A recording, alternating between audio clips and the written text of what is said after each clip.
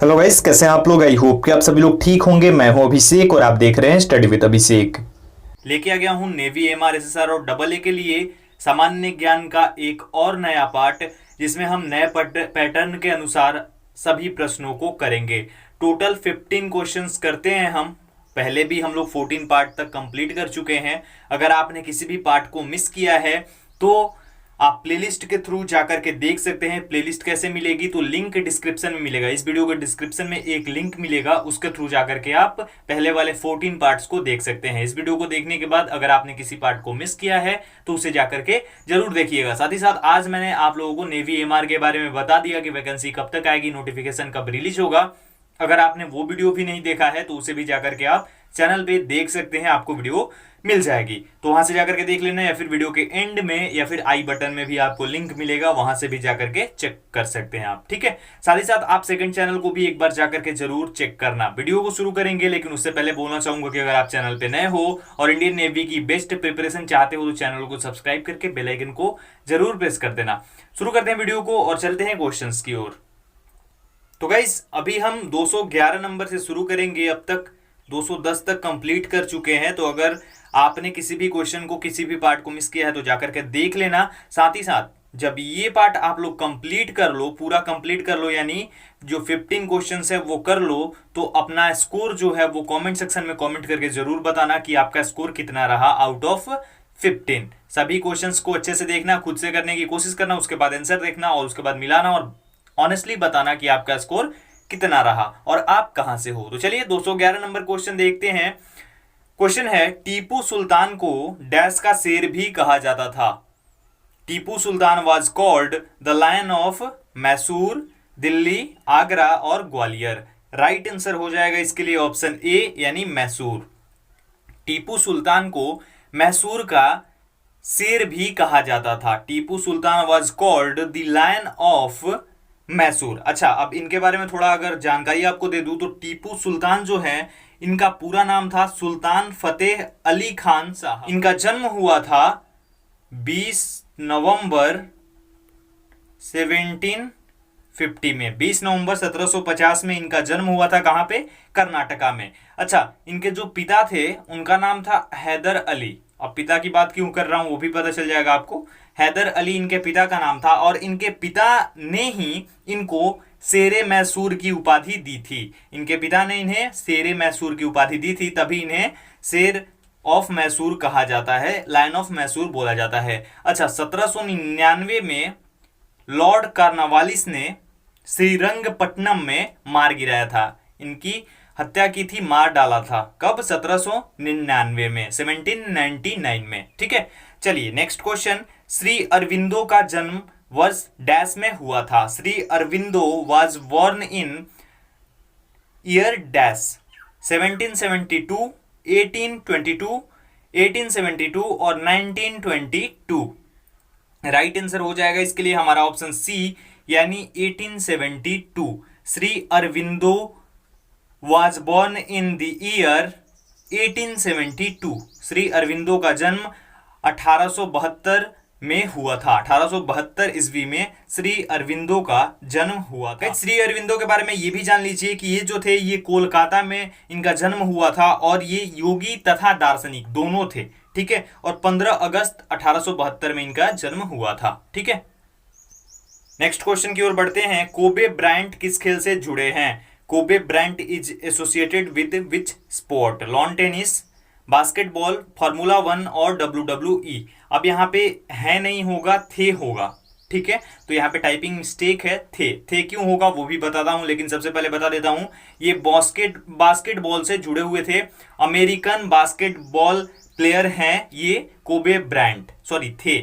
और इनकी जो जन्म हुई थी, यानी बर्थ हुआ था इनका 27 अगस्त 1978 में। इनकी हाइट लगभग 6 फीट 6 इंच थी, 6 थी इनकी हाइट। और इनकी डेथ जो हुई वो 26 जनवरी 2020 में हो गई। काफ़ी उस टाइम पे आपने देखा होगा मीडिया में भी, और काफ़ी सारे सेलिब्रिटीज़ ने भी हमारे यहाँ के ये चीज़ दिखाया था, शोक व्यक्त किया था। इनकी मृत्यु कैसे हुई थी? एक हेलीकॉप्टर एक्सीडेंट में हुई थी। अच्छा, एक हेलीकॉप्टर था जो इन्हें लेकर के ये थे और बाकी 8 लोग थे, यानी टोटल 9 लोग थे उस हेलीकॉप्टर में।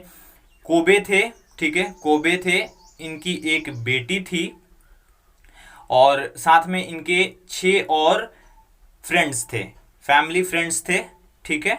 और कोबे, इनकी बेटी, 6 फ्रेंड्स और एक पायलट था। ये सभी मारे गए थे हेलीकॉप्टर एक्सीडेंट में, ठीक है। चलिए नेक्स्ट क्वेश्चन, पंचतंत्र को किसने लिखा? Who wrote the Panchatantra?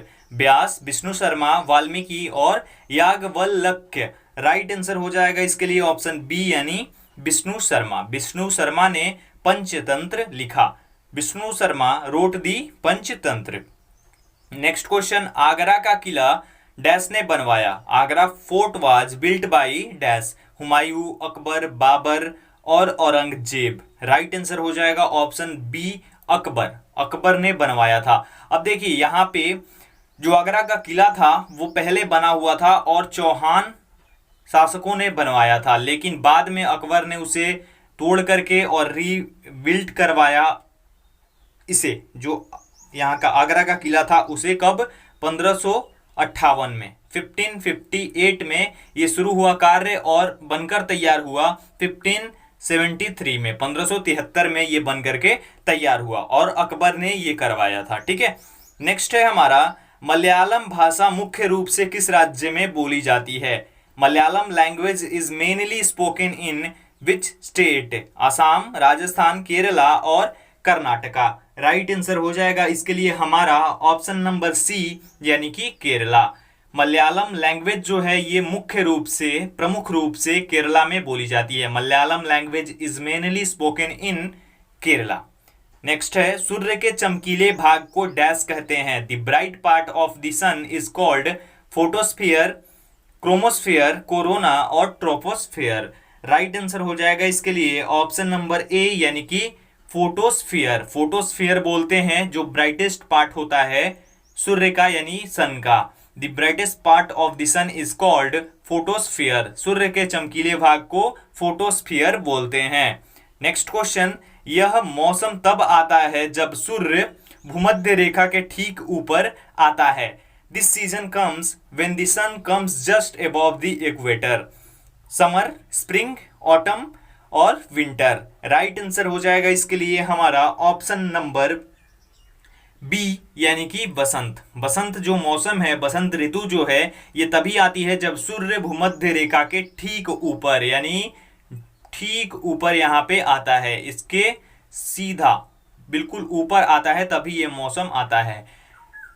The spring comes when the sun comes just above the equator, ठीक है, ये यही होता है, ठीक है। नेक्स्ट क्वेश्चन, चीन भारत सीमा विवाद भारत और चीन के बीच में ये एक युद्ध था जो वर्ष डैश में हुआ था। China India dispute was a war between India and China which took place in the year dash? 1952, 1962, 1972 और 1982। राइट आंसर हो जाएगा इसके लिए हमारा ऑप्शन नंबर बी, यानी कि 1962। 1962 में चीन भारत सीमा विवाद के नाम से भारत और चाइना के बीच में वॉर हुआ था, जिसमें चाइना ने भारत को आसानी से हरा दिया था, क्योंकि उस समय युद्ध का एक्सपीरियंस नहीं था, हमारी सेना इतनी मजबूत नहीं थी। और ये जो चाइना भारत विवाद है ये हमेशा होते रहता है, अभी भी सुर्खियों में है ये विवाद। तो ये वैसे ही था और उस टाइम चाइना ने हमारी जमीन भी हड़प ली थी, ठीक है। तो वो चीन भारत विवाद उसी टाइम पे हुआ था। उससे पहले एक समझौता हुआ था। अगर आप लोग मेरी वीडियोस को देखते हैं तो आप लोग जरूर कमेंट करके सही आंसर बताओगे कि वो कौन सा समझौता था जो चाइना और भारत के बीच में हुआ था। 1954 में हुआ था, ये भी बता दिया मैंने कि 1954 में हुआ था। कमेंट सेक्शन में कमेंट करके जरूर बताना कि कौन सा वो समझौता था। अगर नहीं बता पाओगे तो नेक्स्ट वीडियो में मैं जरूर आप लोगों को बता दूंगा। तो 1962 में ये लड़ाई हुई थी और इस टाइम पे भारत हार गया था। तो उस टाइम का भारत और अभी का भारत बहुत ही ज्यादा डिफरेंस है दोनों में, ठीक है। तो चाइना के बीच में और हमारे बीच में जो भी हो रहा है वो लगभग कूटनीतिक तरीके से ही हल हो जाएगा। युद्ध किसी भी चीज के लिए सबसे बड़ा खतरा है। युद्ध समाधान नहीं है, चाहे किसी भी देश से आप युद्ध करते हो वो सही नहीं है। चलिए नेक्स्ट क्वेश्चन, सिकंदर ने हेदस्पस के युद्ध में डैश को हराया था? Alexander defeated dash in the battle of Hydaspes? Porus, Chandragupta Maurya, Heracles और यूडेमस। राइट आंसर हो जाएगा इसके लिए हमारा ऑप्शन नंबर ए यानी कि पोरस। पोरस भारत का एक राजा था, शासक था, जिसने सिकंदर को काफी बार रोक रखा था, लेकिन आखिरकार सिकंदर ने हेदस्पस के युद्ध में पोरस को हरा दिया था। Alexander defeated Porus in the battle of Hydaspes. Porus के ऊपर एक पूरी तरीके से धारावाहिक भी आई थी सोनी पे, अगर आपने कभी देखा होगा तो, और काफी कुछ बताया गया था। तो हमारे इतिहास को जिस तरीके से हमारे सामने पेश किया गया है वो हमारा नहीं है, थोड़ा सा डिफरेंट तरीके से उसको पेश कर दिया गया है, और रियल हिस्ट्री जो हमारी है वो हम जानते ही नहीं है। चलिए खैर, नेक्स्ट क्वेश्चन है, निम्न में से कौन एक मैग्सेसे पुरस्कार विजेता नहीं है? Which one of the following is not a Magsaysay award winner? यहाँ पे नॉट में थोड़ी सी गलती हो गई है, टाइपिंग मिस्टेक है। अरविंद केजरीवाल, किरण बेदी, सतीश पचौरी और संदीप पांडे। राइट आंसर हो जाएगा इसके लिए ऑप्शन नंबर सी यानी कि Satish Pachauri. Satish Pachauri is not a Magsaysay award winner. इनमें से सतीश पचौरी मैग्सेसे पुरस्कार विजेता नहीं है। नेक्स्ट है हमारा, अंतर्राष्ट्रीय क्रिकेट परिषद का मुख्यालय कहाँ है? Where is the headquarters of the international cricket council? ICC? New York, Geneva, Dubai और लंदन। राइट आंसर हो जाएगा हमारा ऑप्शन सी यानी दुबई। अंतर्राष्ट्रीय क्रिकेट परिषद का मुख्यालय दुबई में स्थित है। The headquarters of the international cricket council is located और सिचुएटेड इन दुबई। ठीक है। नेक्स्ट क्वेश्चन, निम्नलिखित पुस्तकों में से नेल्सन मंडेला ने किसे लिखा? In the following books which one had written by Nelson Mandela? Long walk of freedom, economic nightmare of Africa, dreams from my mother और 27 years of jail. Right answer इसके लिए हमारा हो जाएगा ऑप्शन नंबर ए यानी कि long walk of freedom. Long walk of freedom ये book जो है इसे लिखा था नेल्सन मंडेला ने। नेल्सन मंडेला कौन है? ये अफ्रीका के, जैसे अफ्रीका में इन्हें इसी तरीके से माना जाता है जैसे हमारे यहाँ महात्मा गांधी को माना जाता है, बस इतना समझ लो नेल्सन मंडेला को। नेक्स्ट क्वेश्चन, प्रसिद्ध बृहदेश्वर मंदिर डैश में स्थित है? Famous Brihadeeswara temple is situated in dash? Madurai, Thanjavur, Kanchipuram और रामेश्वरम। राइट आंसर हो जाएगा इसके लिए ऑप्शन बी यानी तंजावुर। प्रसिद्ध बृहदेश्वर मंदिर तंजावुर में स्थित है। Famous Brihadeeswara temple is situated in Thanjavur. ठीक है। नेक्स्ट क्वेश्चन, मैथिली भाषा मुख्य रूप से किस राज्य में बोली जाती है? Maithili language is mainly spoken in which state? Bihar, Assam, Paschim Bangal और Meghalaya. Right answer option A हो जाएगा यानी बिहार। बिहार में मुख्य रूप से जो मिथिलांचल है, मिथिलांचल के रूप में जिसे जानते हैं मिथिलांचल, यहाँ पे ये मिथिला भाषा, मैथिली भाषा बोली जाती है बिहार में। बिहार के मिथिलांचल में मुख्य रूप से ये भाषा बोली जाती है, मैथिली भाषा। तो ये थे आज के हमारे 15 क्वेश्चंस।